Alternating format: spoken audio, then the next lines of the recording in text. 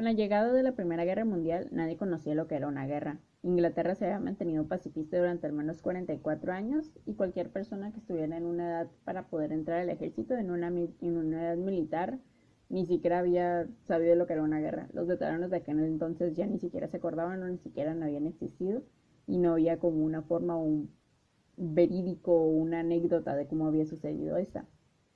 Y al inicio de esta, cuando se empezaron a reclutar a todas las personas, a todos los hombres, y inclusive hasta las mujeres, se les vendió la misma idea de que la idea sobre la guerra no era tan mala, no había tanta destrucción, no había tantas muertes. Podía ser a lo mejor algo malo, pero no lo vendían de esta forma. Y es aquí cuando en 1916 fue cuando todos los soldados durante la guerra de Somme en el verano es cuando se empezaron a dar cuenta de que se les había mentido sobre aquel ideal en la guerra, donde todo propagandista y todo periodista había mentido sobre la clase de vida que llevaban las tropas. Todas esas mentiras que hasta los mismos políticos empezaron a contarles fueron las que empezaron a contaminar todo el lenguaje oficial y se abrió un abismo entre este y pues los jóvenes que ya sabían cómo era la guerra. Es sabido que con la guerra el número de muertes fue bastante alto, así que con ella se llevó toda una generación de personas, así como también toda una generación de talentos que nunca llegaron a crecer más de lo que hicieron previamente a la guerra. Talentos que pues en su momento tuvieron el deber de ir a la guerra. Entre estos talentos tenemos tales como Umberto Boccionocci y Franz Marc, quienes fueron pintores, Henry Gautier Bershka, quien fue un escultor, San Antonio Sanelaya, quien era un arquitecto, y Eisen Rosenberg y Wilf von Oben, quienes fueron poetas. Entre algunas de las obras de dichos autores tenemos La cita nueva de Antonio Sanelaya, The Street Enters the House de Umberto Boccionocci y Destino de los animales por Franz Marc. Entre los ciudadanos de Odion había un poeta romano llamado Tristan, un pintor llamado Marcel, un escultor llamado Jean y un escritor alemán llamado Hugo Ball. Ball, quien decidió abrir un cabaret cultural, un club donde todos ellos pudieran actuar, leer sus obras y mostrar sus cuadros. Un cabaret llamado Voltaire.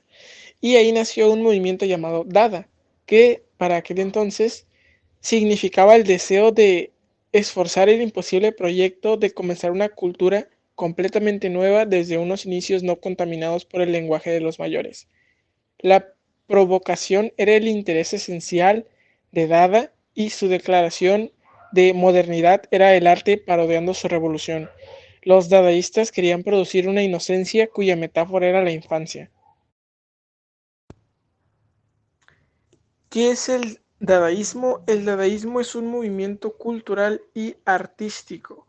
Si bien la palabra dada, que significa dos veces sí en ruso, y que en cualquier otro idioma son las primeras palabras que balbucea un infante, esta palabra está citada de esta manera. Simboliza la relación más primitiva con la realidad del entorno.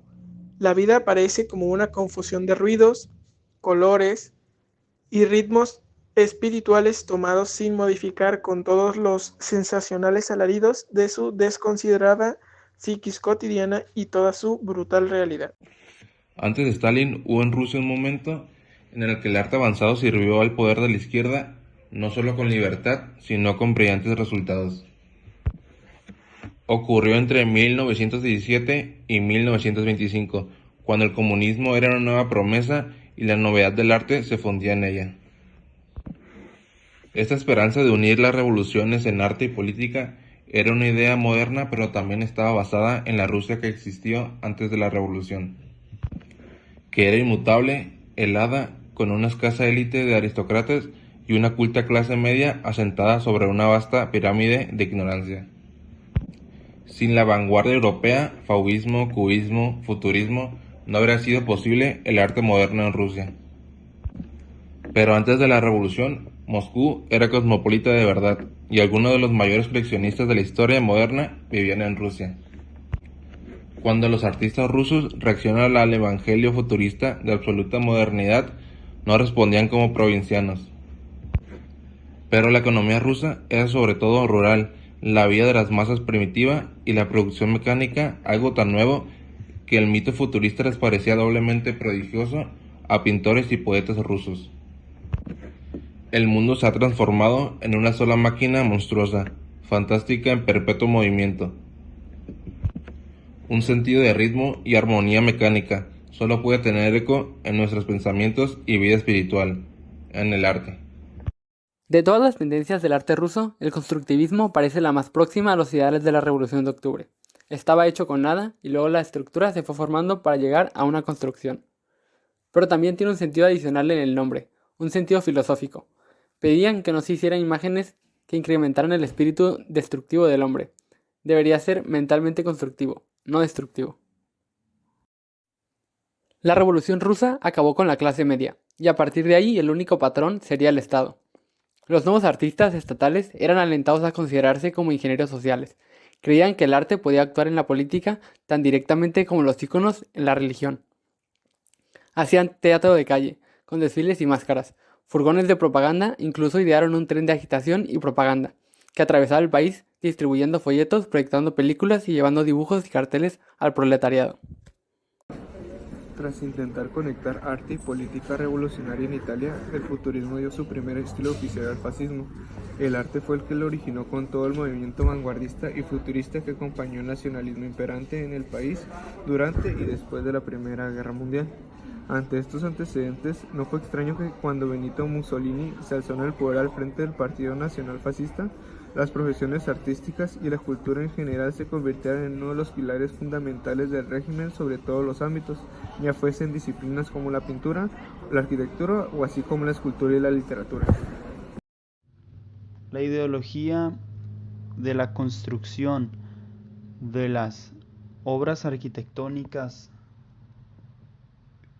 que llevan a cabo corporaciones de índole empresarial o política tratan de, como mencioné, alzar o resaltar el poder de estas mismas de forma arquitectónica, mas podemos notar que hoy en día la arquitectura está perdiendo su identidad, depende a la región, sino que está llegando a poseer un estilo bastante mundial o global, el cual le hace perder la identidad a las edificaciones y siendo por sí mismas irreconocibles entre regiones del mundo.